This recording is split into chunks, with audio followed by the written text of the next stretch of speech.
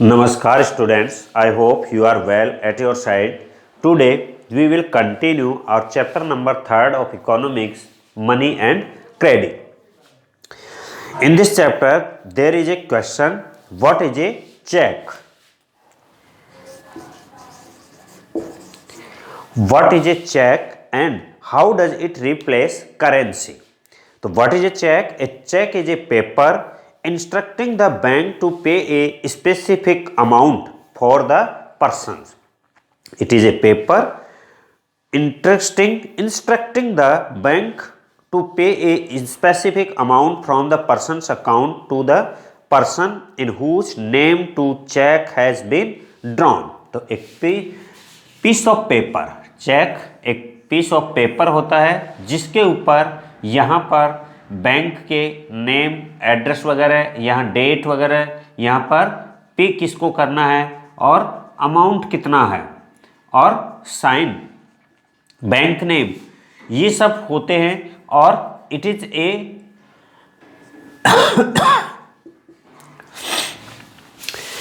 A paper instructing the bank, जो bank को instruct करता है टू पे ए specific amount for the amount persons account, जिस पर्सन ने ये अकाउंट ये चेक दिया है, जिसके नाम ये इश्यू है, उस चेक के उस पर्सन के अकाउंट से ये पैसा जिसके नाम ये दिया जा रहा है उसके अकाउंट में जाता है या उसको मिलता है. The facility of cheque against the demand deposit make it possible to directly settle the payment without the use of withdrawal. बिना किसी विड्रॉल के फॉर्म के यूज किए हुए ये मनी को निकालता है. For payment through cheque the payer who has an account with the bank makes out cheque of a specific amount. जिसका अकाउंट होल्डर जो है बैंक में और जिसके अकाउंट में डिपॉजिट है वो अपने नाम किसी और के नाम का अपना चेक है वो यूज कर सकता है. And the money is transferred from one bank account to another in a couple of days.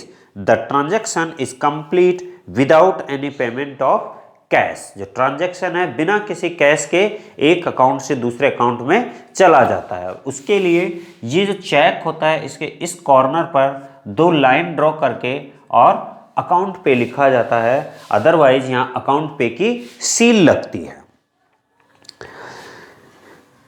Now another question is, what is a credit and how can credit be both an asset as well as debt trap? जो credit है, credit means loan, ये as a asset और as a डेब्ट trap.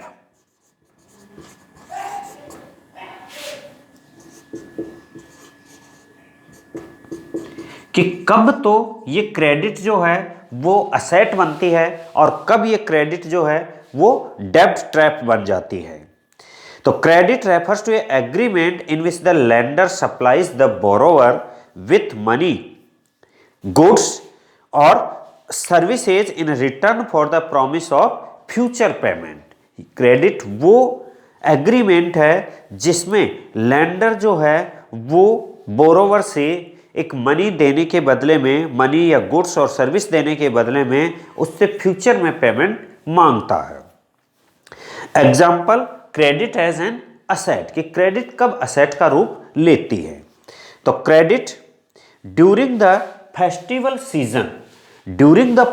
Season a shoe manufacturer has received an order to making shoe in bulk within a month's time. तो एक order मिलता है, एक महीने में इतना वो जो है उसको प्रिपेयर करने हैं. To complete production he hired some extra workers and has to purchase the raw materials. उसको कुछ एक्स्ट्रा वर्कर की भी जरूरत पड़ी और उसने रॉ मटेरियल भी उसको परचेज करना है. He asked the supplier to supply leather now and promises to him later. पहला ऑप्शन है, उस लेदर सप्लायर से उसने कांटेक्ट किया और उससे एक एग्रीमेंट किया कि आप मुझे पहले सप्लाई करें और जब मेरा ऑर्डर पूरा हो जाएगा, कंप्लीट होते ही मैं आपको पेमेंट कर दूंगा. Then he took some advance payment from the trader by the end of the month. और जैसे ही मंथ का एंड हुआ तो उसने ट्रेडर से भी एडवांस पेमेंट ले लिया।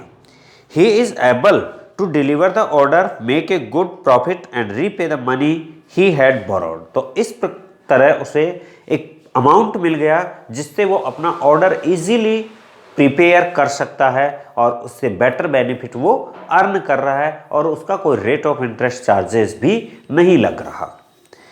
इन other hand, example as a डेब्ट ट्रैप, कि कर्ज में कैसे डूब जाता है। तो a farmer picks up the loan from a money lender to meet the expense of cultivation. Agricultural activities में उसे इन्वेस्ट करने के लिए जिन जिन की रिक्वायरमेंट थी उसने मनी लेंडर से सम अमाउंट ऑफ मनी जो था वो उधार लिया। But unfortunately the crop is hit by the pests and fails due to any reason. Pests की वजह से, कीड़े लगने की वजह से crop become the fail, so he is unable to repay the loan and डेब्ट ग्रो लार्जर विथ इंटरेस्ट। तो वो टर्म एंड में जब हार्वेस्टिंग टाइम होता है उस समय अब वो रीपेमेंट करने में फेल हो गया और अब उसे रीपेमेंट करने के लिए फिर से फ्रेश लोन लेना पड़ा और अब विथ इंटरेस्ट चार्जेस उसके जो थे वो बढ़ चुके थे। Next year he picks up a fresh loan and is able to have a normal crop that year and unfortunately next year भी उसकी क्रॉप जो थी वो नॉर्मल क्रॉप हुई, कोई एक्स्ट्रा प्रोडक्शन उसमें नहीं हुआ। But earnings are not enough to pay the earlier डेब्ट, सो ही कॉट इन ए डेब्ट ट्रैप। और इस बार भी वो पिछला लोन था वो रीपे नहीं कर पाया और वो एक कर्ज के नीचे दबता गया। सो ही कॉट इन ए डेब्ट trap, he can repay the loan only after selling A part of the land. उसे अपने फार्म हाउस का, अपने फील्ड का, उस फार्म्स का उसे एक पार्ट जो था वो सेल आउट करना पड़ा।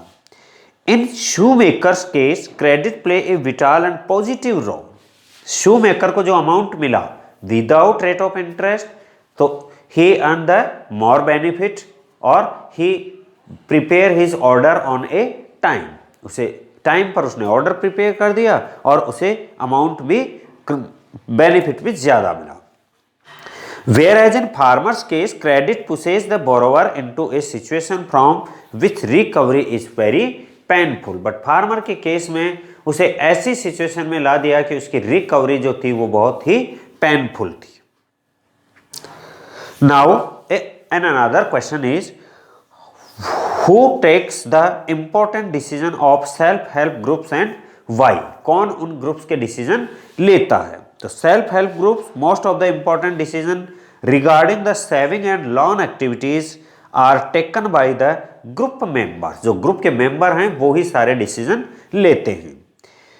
The group decides as regards the loan to be granted, the purpose, the amount, interest to be charged, repayment schedule etc. are decided by the members of the group. It is the group which is responsible for the repayment of the loan, और loan का repayment करने के लिए the group is responsible. In case of default by any one member, it is followed up seriously by other member in the group. अगर एक भी उसको repay करने में फेल हो रहा है तो ये सभी के सभी जो ग्रुप मेंबर्स हैं वो उसको सीरियसली लेते हैं। Because of this feature, banks are willing to lend to the poor woman when organized in self-help group, even though they have no collateral as such. और ऐसे ग्रुप्स को बैंक भी जो है विदाउट कोलेट्रल के loan provide करवाता है।